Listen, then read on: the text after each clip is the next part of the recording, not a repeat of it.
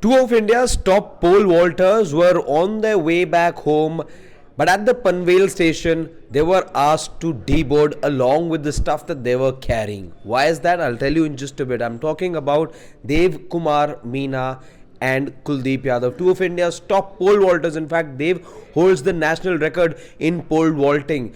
But it was at the whim of the train ticket examiner that the two of them were deboarded halfway through their journey. What problem did the TTE have? The TTE had a problem with the fact that the poles were creating some sort of a trouble for the other passengers. The other passengers reportedly complained to the TTE, and the TTE says that they had to pay a fine to be able to continue with the journey. A lot of harassment followed after that. In fact, they had to be deboarded at the Panvel station where they tried to negotiate with the authorities. That negotiation lasted for over 5 hours. 5 hours of negotiation, and after having paid a fine, the two of them were put back on the train. But look at the time being lost. Look at the harassment that the two of them had to undergo. Everyone on the internet is criticizing the authorities for there being no proper systems in place to support the athletes, but this is the image that defines the ordeal the best. It pains to show this image to you. Take a look at the coach of the two pole vaulters almost begging the TTE to release the equipment to let the two go back home.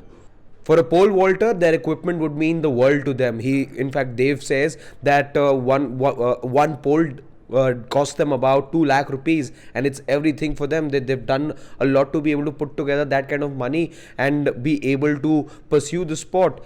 And then the way that they were being harassed, the way that their equipment was being thrown around is something that is an eye-opener. It's a nation that wants to host successfully the 2030 Commonwealth Games. We're also the same nation that wants to bid for the 2036 Games as well. But if given what had happened at the India Open, where there are bird droppings from falling midway through a match, if there are bird droppings, there's a monkey in the stands, if there's harassment for our athletes, I can go on and on with the list. Poor facilities. How is it that we see ourselves becoming a sports giant? How do we become a sporting behemoth that we so want to become?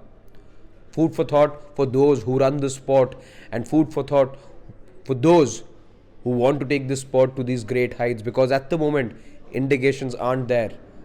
Athletes being harassed on a moving train, being asked to deboard, that's pretty much the pits, if you ask me.